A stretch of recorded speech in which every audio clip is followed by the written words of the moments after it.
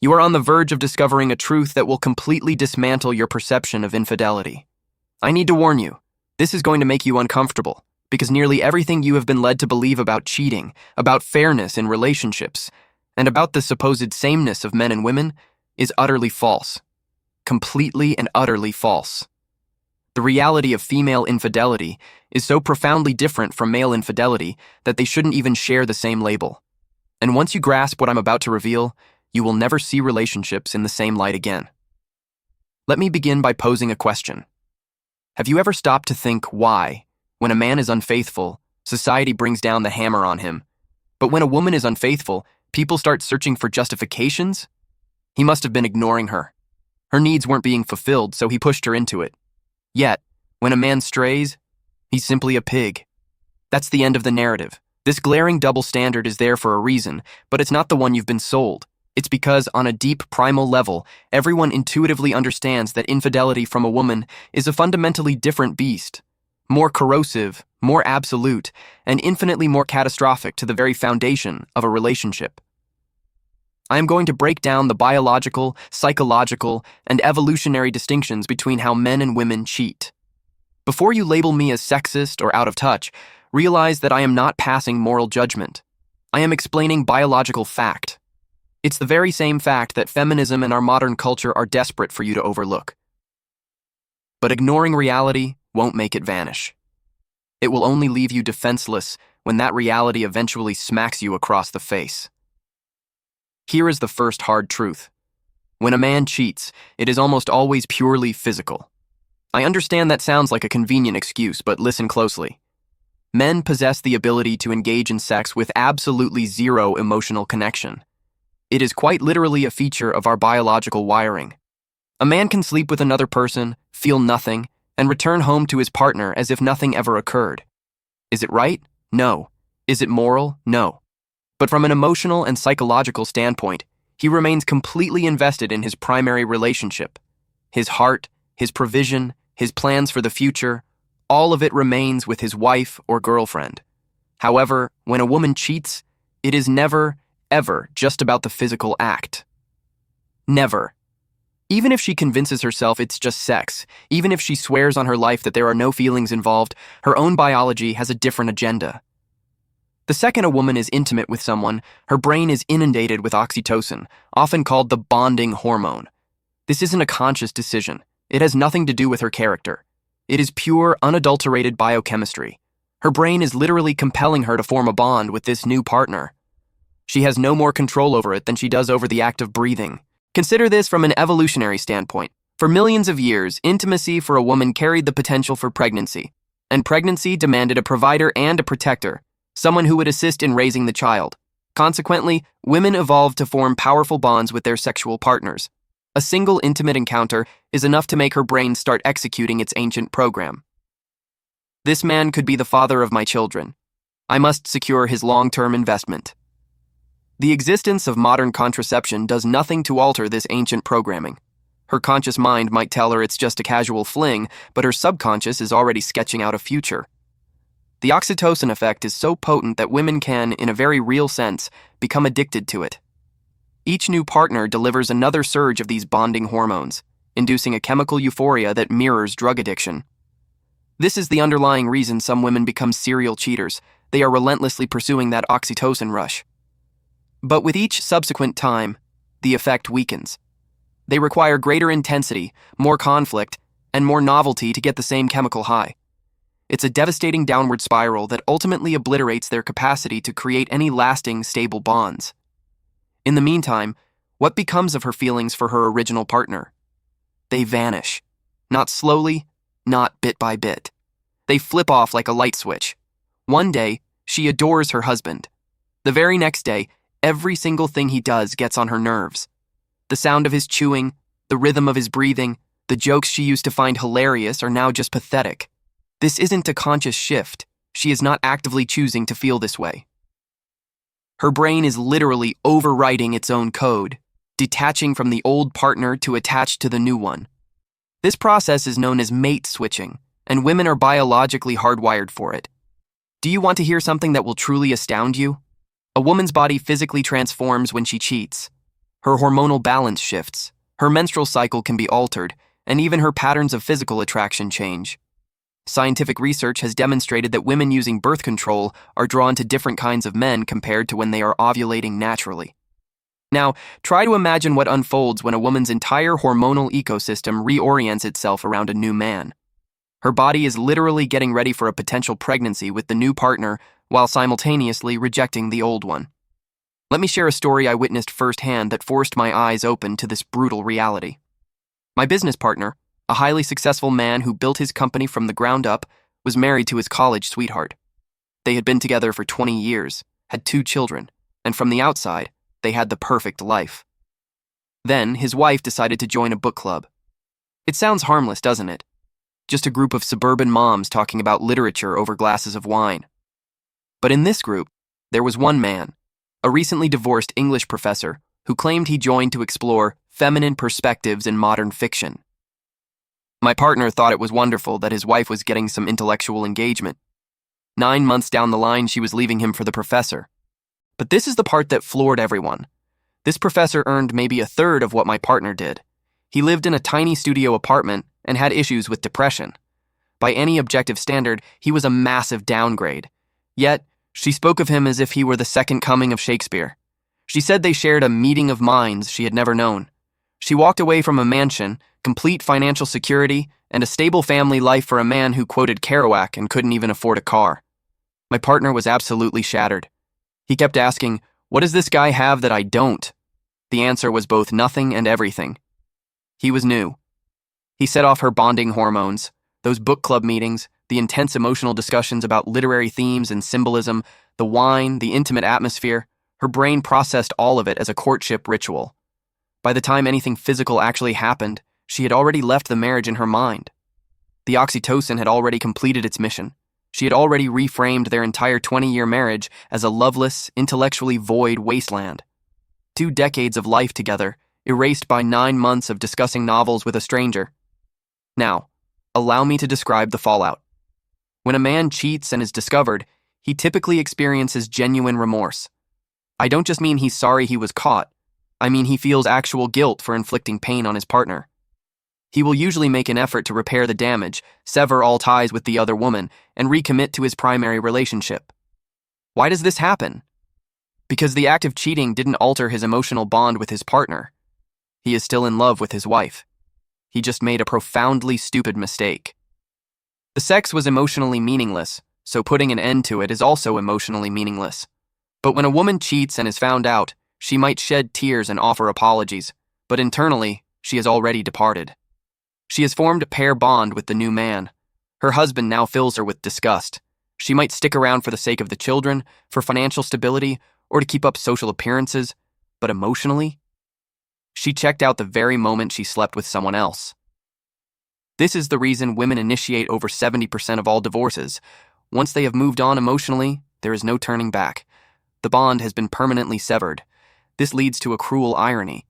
The man who cheats often desires to salvage the relationship. The woman who has been cheated on often desires to salvage it as well. But when a woman is the one who cheats, no one wants to save the relationship, least of all her. She is already emotionally committed to someone else. The relationship is merely a corpse awaiting burial. She may go through the motions of reconciliation, but her heart is not in it. She is simply biding her time until she can execute her exit plan. The statistics on this are jaw-dropping. When men engage in affairs, roughly 35% of those marriages end in divorce. When women engage in affairs, that figure skyrockets to 70%. Why is there such a massive discrepancy? Because a man's infidelity does not necessarily signal his desire to leave. A woman's infidelity almost invariably does. She isn't just having sex with another person, she is holding auditions for your replacement. By the time you discover the truth, she has already decided that he passed the audition. This is the part men fail to comprehend. You believe that if you cheat and she cheats, you're now on equal footing. You are not even in the same universes even. Your cheating is a scratch on the car's paint. Her cheating is totaling the car. Your cheating is a wound that has the potential to heal. Her cheating is an amputation. There is no recovery from it. Once a woman has given herself to another man, both physically and emotionally, she can never truly return to you. That bond is shattered for all time. And women are aware of this, even if they refuse to admit it publicly. Why do you think their reaction to male cheating is so visceral? It's not truly about the sex. They know you can have sex that means nothing. What fills them with terror is the possibility that you might forge an emotional connection with another woman, that you might begin to divert resources, time, money, attention, to someone else. This is why a woman's first question upon discovering an affair is always, "Do you love her?" They can cope with you having sex with someone else. They cannot cope with you loving someone else. But here is the truly twisted element. Women will use your act of cheating as a justification for their own. "You did it first," they'll say, but they are fully aware that it is not the same. They know their infidelity is a nuclear bomb compared to your firecracker, but they will leverage society's ignorance of these differences for their own gain. They will cast themselves as the victim while they are demolishing everything, and the world will rush to their side because, after all, he cheated first. This double standard is deeply embedded in our legal system. A man who cheats could lose half of his assets in a divorce. A woman who cheats will also receive half of his assets. The action is identical, but the outcomes are wildly different. She can obliterate the family unit through her infidelity and still be financially rewarded for it. He can make one mistake and be punished for the rest of his life with alimony and child support payments. The system does not acknowledge the biological chasm between male and female cheating, so it treats them identically under the law while penalizing men far more severely in economic terms. Let me tell you something even more unsettling. Women often meticulously plan their infidelity. They don't just stumble into it the way men sometimes do. They prepare. They start to pull away emotionally for months before anything physical ever happens. They begin to nitpick, to provoke arguments, to construct a narrative for why their partner is deserving of being cheated on. By the time they actually commit the act, they have already completely rationalized it in their own minds. They have already painted you as the villain of their story. Think about the level of preparation involved in female infidelity. New lingerie that you are never intended to see. A sudden, intense interest in going to the gym. A new perfume. Staying late at the office, yet somehow she looks even better when she gets home than when she left. Girls' nights out that never used to be a thing. A new password protecting her phone. These are not coincidental changes. She is getting ready for someone else. She has already emotionally divorced you. She just hasn't gotten around to filing the papers. This preparatory stage is where most relationships actually meet their end. By the time the physical cheating takes place, the relationship has been on life support for months. She has been gradually retracting her emotional investment, transferring her attachment from you to another man, or perhaps just to the idea of another man. She has been erecting walls around herself while you were under the illusion that everything was fine. This is why men are so frequently blindsided by a woman's infidelity. The warning signs were present, but they were subtle, psychological, and easy to write off as just a bad mood or work-related stress. Men often cheat impulsively. They see a window of opportunity and they take it, often feeling immediate regret. Women cheat with deliberation. They manufacture opportunities. They intentionally place themselves in scenarios where cheating is likely to occur. That girl's night out, that new gym membership, that sudden drive to improve her appearance, these are not random acts. She is preparing. The decision has already been made. She is simply awaiting the right time, the right man, and the right excuse. And once it happens, once she steps over that line, her brain performs a stunning feat. It rewrites history. All of a sudden, your entire relationship was a disaster. You were always neglectful. You were never good enough for her. That vacation you took together last year? She was secretly miserable the entire time. That romantic dinner you had just last month? She was only pretending, just going through the motions. Her brain literally alters her memories to align with and justify her behavior. This is a psychological process known as cognitive dissonance reduction, and women are absolute masters of it. The rewriting of history is so thorough that she will genuinely believe her new version of the past. She is not consciously lying when she claims she was never happy with you. In her present emotional state, viewing the past through the filter of her new attachment, she truly believes it. This is why attempting to argue about facts with a woman who has cheated is utterly futile. You are not debating within the same reality. Her mind has constructed an alternate timeline in which her infidelity was not just unavoidable, but a noble act of self-liberation.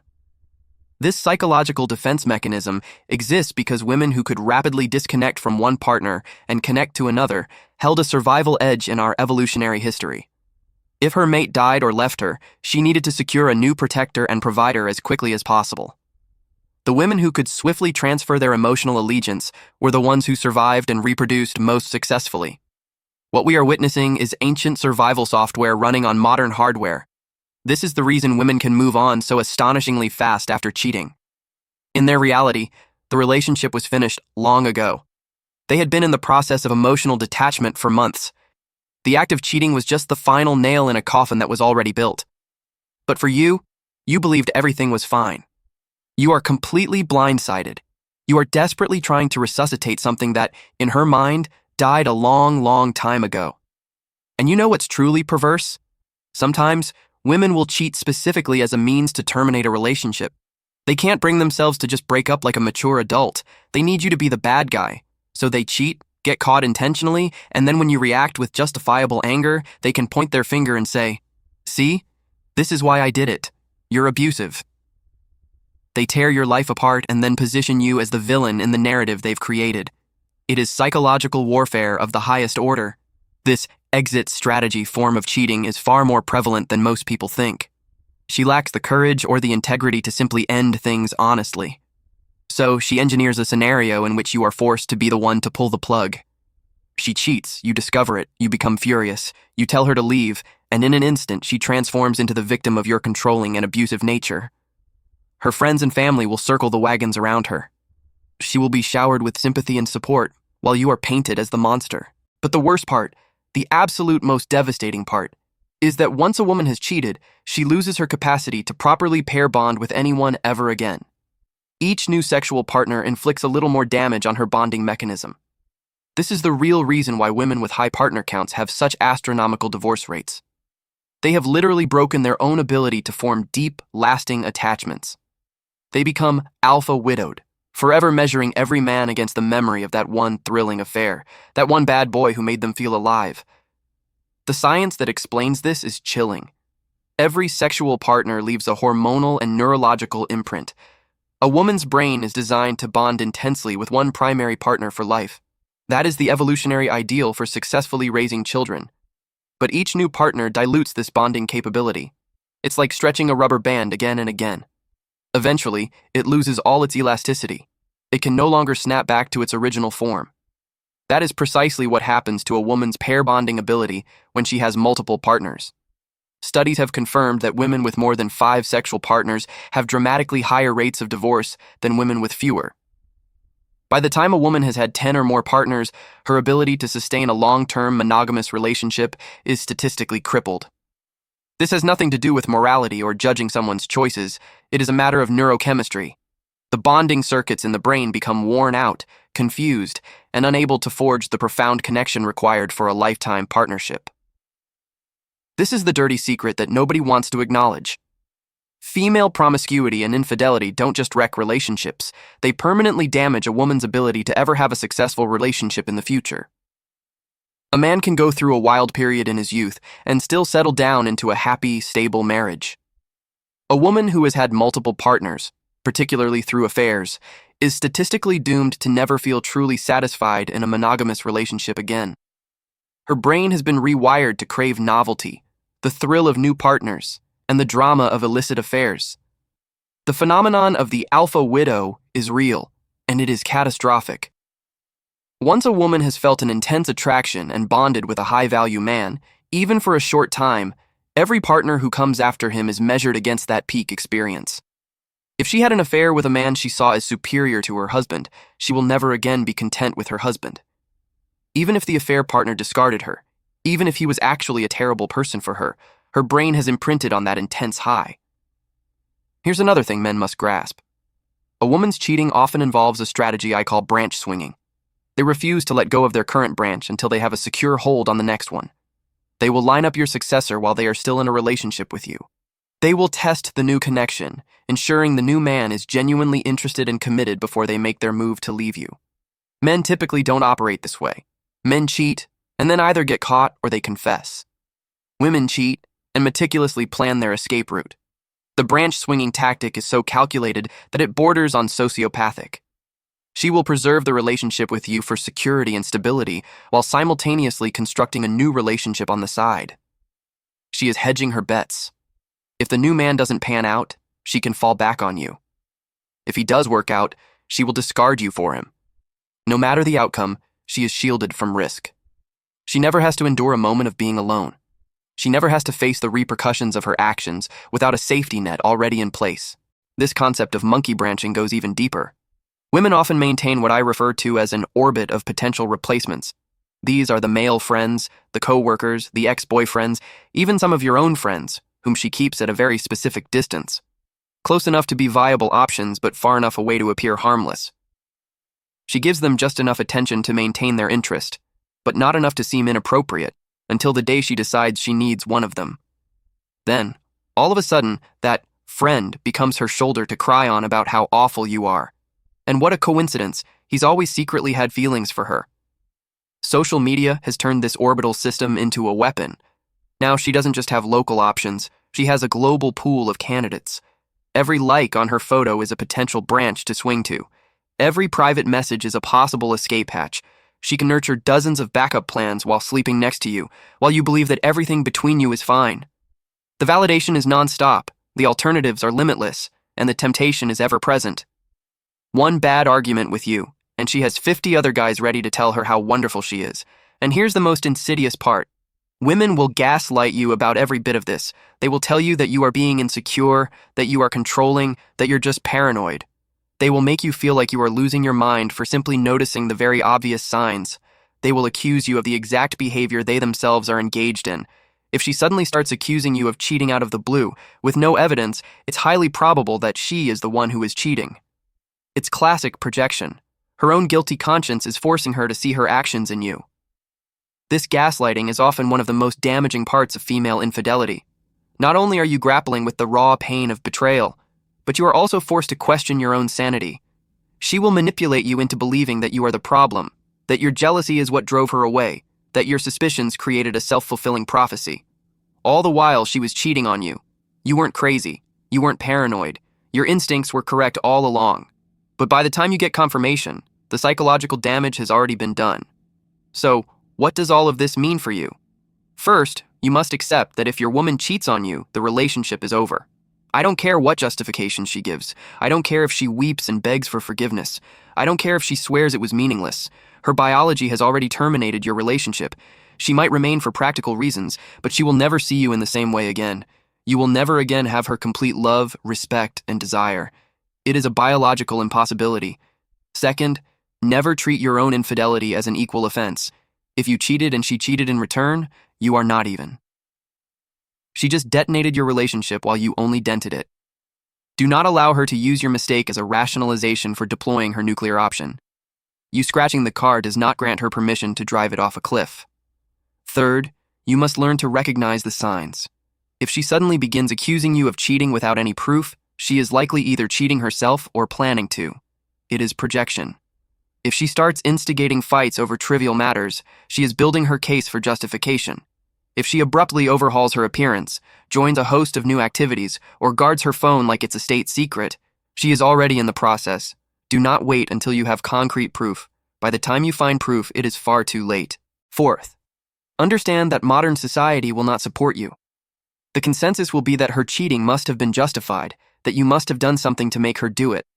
They will applaud her for her courage and independence while you're the one writing alimony checks and seeing your children on alternate weekends.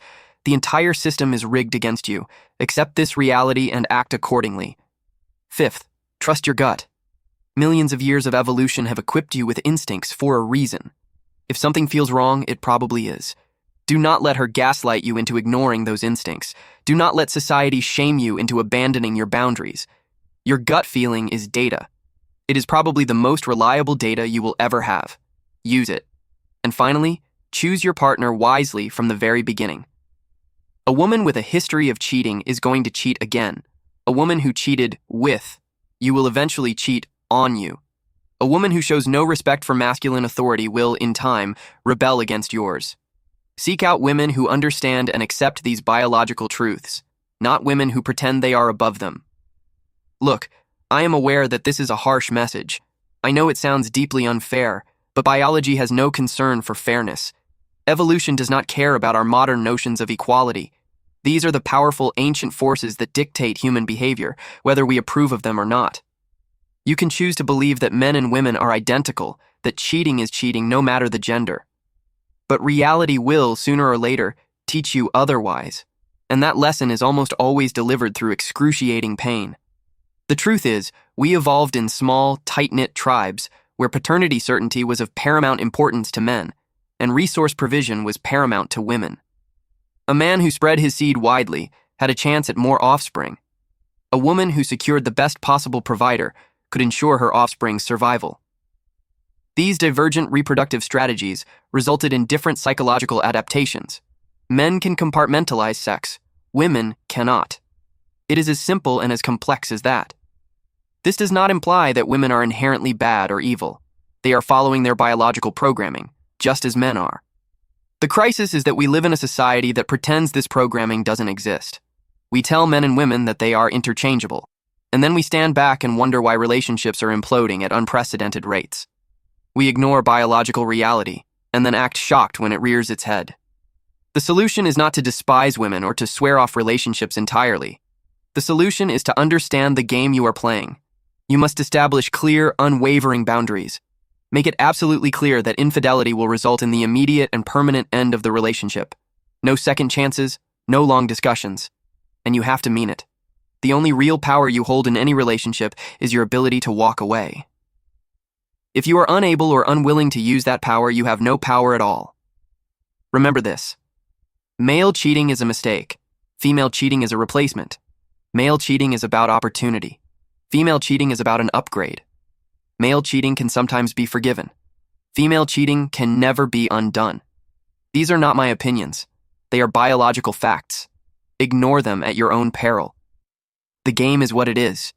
You can either learn the rules and play to win, or you can pretend the rules don't exist and get utterly destroyed. The choice is yours.